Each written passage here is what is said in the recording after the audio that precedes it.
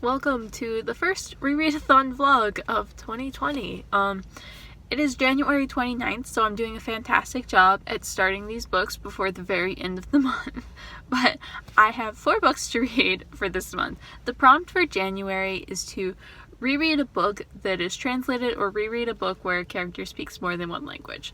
And originally I'd planned to read some of the really great translated books that I've read before, specifically Convenience Store Woman. But my goal for this year is basically to get through Tamora Pierce, because that was something I worked on a lot last year with her Tortel books, and now it's time to start her next world, her next series. So I have the Circle of Magic Quartet by Tamora Pierce.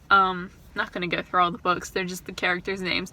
It's a middle grade series about these 4 kids who all have very strange magical powers that aren't recognized at first, and then they're recognized and they all come together and fun ensues. I don't know.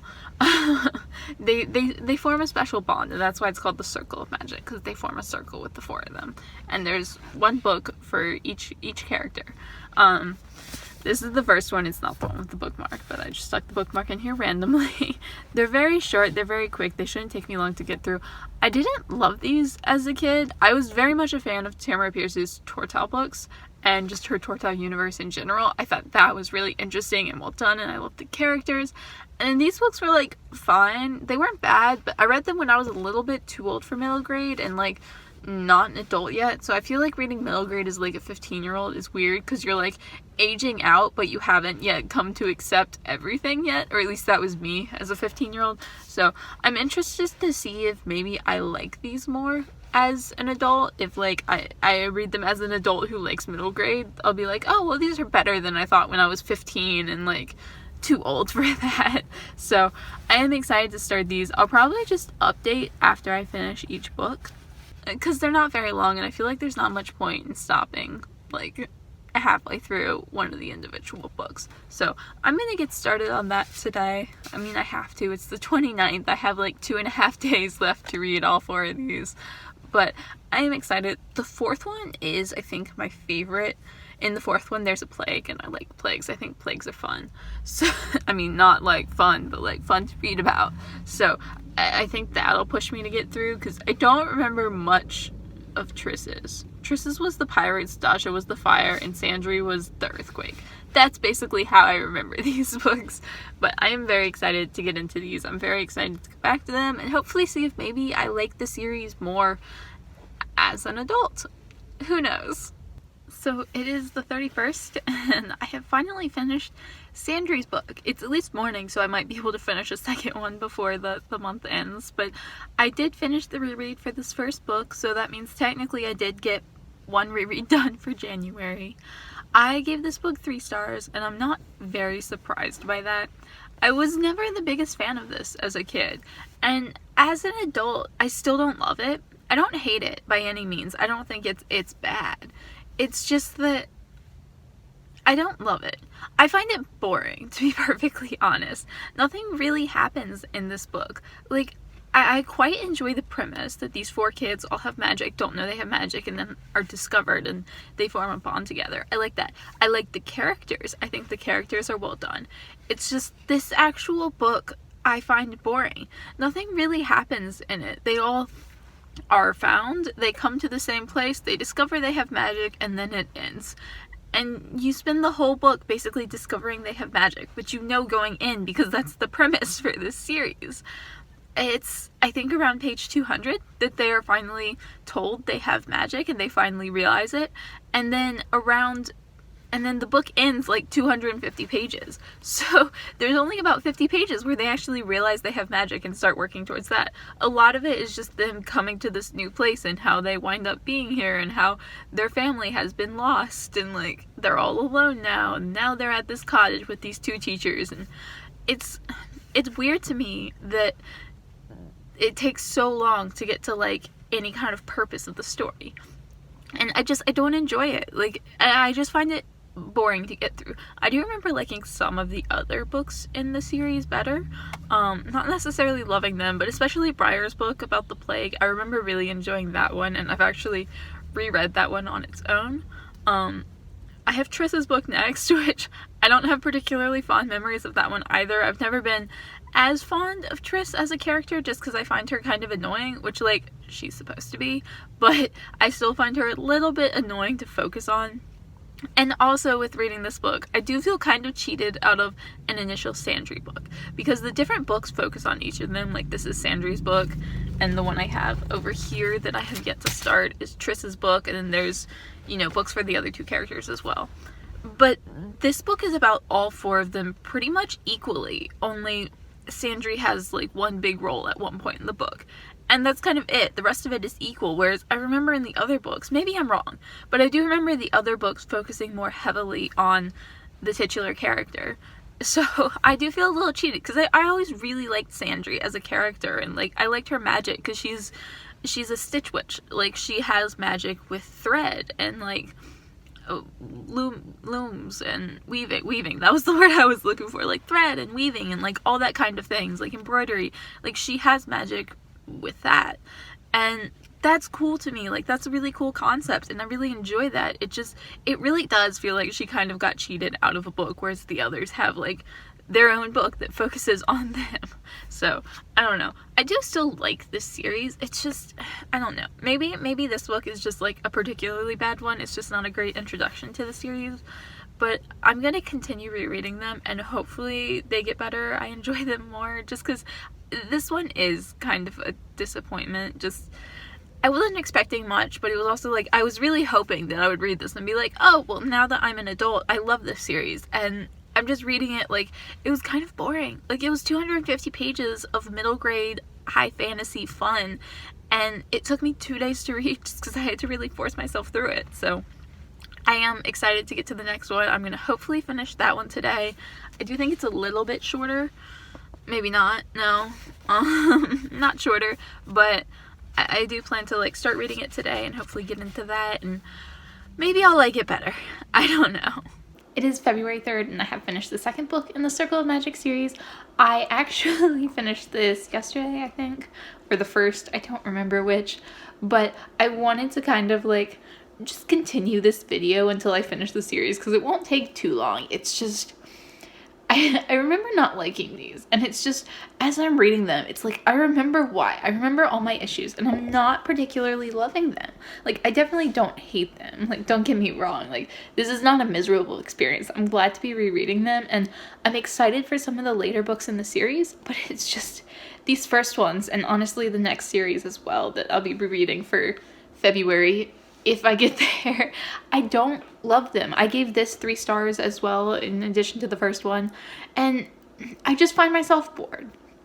I didn't dislike this one as much as the first one. I do think it was a little bit better. It was a little bit more interesting, but it's like, the premise is cool. Like, these 4 kids who have, like, weird magical powers, who, like, wind up bonding, like, magically, like, bonding, so their magic kind of, like, fuses a little bit.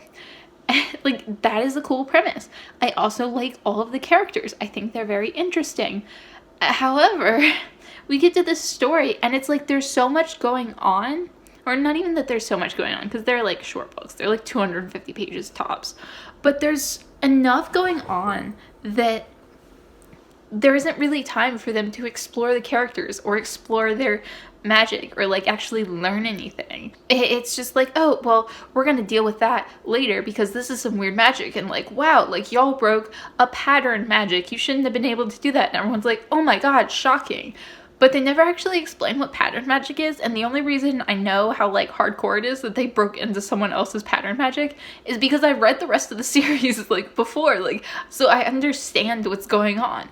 Whereas before it's like, okay, they probably shouldn't have been able to do that, but, like, you really don't understand the scope, and I don't know if that's because the kids don't understand the scope of their powers, but you definitely get, hello, mama. You get more of a feel for that later on in the series, but it's just like, they don't have time to actually deal with any of that. They're like, wow, we actually have to deal with this sometime because that's kind of crazy. But right now there are pirates attacking us, so let's deal with the pirates attacking us. In the first one, there was an earthquake. They were like, let's deal with the earthquake. Like, we have to figure out this earthquake before we do anything else. And I wish, it's weird to say, but, like, in that they're kind of boring. I wish they were slowed down and you could actually explore the interesting things, because there are some very interesting things in this book that I do enjoy. Triss is a weather witch, she's a weather mage. She has magical abilities to do with weather, and her cousin shows up, and she has to deal with like some issues she has with her family and being abandoned by them. And I've started the third one, and it's kind of a similar thing in that Daja is dealing with herself and her tradition, and it's not the actual plots I care about, because I think the pirates and the earthquake and the fire and whatever, all that I find a little bit boring, but it's like the characters and the premise of this is cool, and that like pushes me along enough. So not looking forward to the next couple or the next series as well, but I'm gonna keep reading this, keep this video going until I finish the quartet, just because I don't know, it would feel weird for me to like stop. I might give like shorter summaries at the end of the books because I feel like this is most of my thoughts, but I will update just when I have finished the other 2 books, because I'm not gonna stop reading them until I finish. A quick update: I have finished Daja's book, book 3. I have just started like the first chapter, like the first 8 pages of Briar's book, so I did enjoy this book quite a bit more. I think, for me at least, there was a lot less focus on like the external plot. Like, to compare it to book 2 was about pirates, and that whole book they were like, oh no, the pirates are doing this, we have to prepare for the pirates are going to attack, and it was all about the pirates, and the characters and their development and their magic kind of got left behind a little bit, where it was just like, we don't have time to deal with this because the pirates are going to attack us. Whereas this book, they are dealing with forest fires, but for the main characters, especially the kids, they don't have a lot to do with them until, like, you know, the climax, obviously. So they actually get to deal with their magic. They get to deal with developing themselves as people, and I find that a lot more interesting. So I did give this book 4 stars. I think it's the shortest of the 4, but I do quite enjoy it. I think this is going more where I want it to go, which is good because we're getting to the end of the first quartet, and I know I don't love the second quartet quite as much.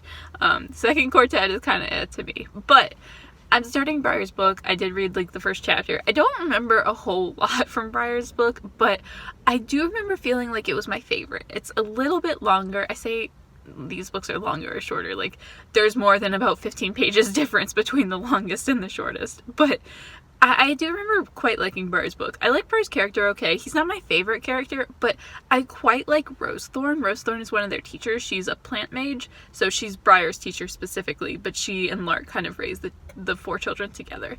I like her quite a bit, and she has quite a lot to do in this book. Like, she's one of the main focuses of the book. But also, it's a plague book. Like, it's about a plague. Each of these books have like their one like big thing that they're fighting, whether it's pirates or forest fires or an earthquake. The 4th one is a plague, and plagues are fun to read about. So I hope that one will be 4 stars as well. I don't remember a whole lot about it apart from the fact that it is a plague book and it's about Briar, and I remember like the big climax at the end because it was like very dramatic, like even compared to like the rest of these books, it was quite dramatic. So looking forward to that one, and I'm hoping that one will be another 4 stars because I did think this one was quite lovely and fun. It is like halfway through February, and I have finally finished the 4th book in this quartet. So I did wind up giving Briar's book 3 stars as well, which is a little disappointing because I do remember really enjoying the plague aspect of it, and I did. Like, there are so many cool things about this book. I like Briar's character. I think he has a really great character. I also like the way science and magic are kind of combined in this book. Or not combined, they're kind of intertwined. Because there is a plague going on, and these mages, like the people who have magical ability are called mages. A lot of them go to school for a very long time. They go to university. They like learn about their magic for many, many years. And in that learning, you also kind of have like a lot of scientific method going along with that. So when the plague comes, they're using their magic, but they're also using science with their magic. And like the combination of the two and like how they go about it is really cool. Briar's backstory is cool. He was a street kid who was sort of rescued after he'd been caught thieving a few times and was going to be sent to work in the quarries for the rest of his short life because he had already been 3 strikes and you're out, you know. It's interesting. Like, it should be interesting. I always feel like when I'm talking about these books, I should love them because I care about the characters. I really like the characters. I think the premise is so cool, and yet and yet I don't love them. Like, picking them up always feels like a chore. I don't hate it by any means. I do enjoy it. I gave it 3 stars. I still think they're good books. But when picking them up, I'm never like, oh my god, fantastic. Oh my god, I love this. Oh my god, like, I was always so excited to pick this up and read it. Like, no, I picked this up last night because I decided that I needed to finish this book. So I sat down and I made myself read it for about 2 hours, and then I finished it. It wasn't a bad experience, but it was also like, I actively made myself read these books, and because of that, I gave them 3 stars, except for Dasha's book, which, like, I actually did get a little bit excited to read, so I bumped that one up to 4, but for the most part, I want to love these books, and I don't, kind of. But I still do think they're solid. I recommend them. Like, if you like Tamora Pierce, or if you like middle grade fantasy, I still think they're worth reading, and I do think the series goes places and gets better, or not the series, but like the universe, like the extended universe goes out a ways. And I do think it gets better, and like there are books in this universe that I really, really love. It's just, I feel like it's kind of a struggle to get into them a little bit, at least for me. There's not like that spark there that like, I love this, it's amazing. It's just kind of like, well, they're solid. Like, I kind of just have to like push myself through to the end to get done with them, and then I kind of feel a little frustrated, which is pretty much how I'm leaving this. Like, 3 stars. They're not bad by any means, but like, man, I wish I loved them. So that was it for the January rereadathon, even though we're like halfway into February now, and I should be like solidly into my February picks. I finished the 4 of those, which I feel like is solid progress, and I can finally post this video. The February prompt for the rereadathon is to reread a book that you haven't read in 10 or more years, or a book that you've mostly forgotten. So for that, I am continuing on the Circle of Magic series and going to be reading The Circle Opens Quartet. And there are 4, I'm just missing the 3rd one, which is Dasha's book yet again. So I'll be getting through these in February, and hopefully liking these better, although I don't have particularly high hopes. Let me know down below if you're still participating in the rereadathon, or what you've been reading, what you're planning to read in February, what you've already read for February, if you're more up on things than I am. As always, thank you guys so much for watching, and I will see y'all again soon.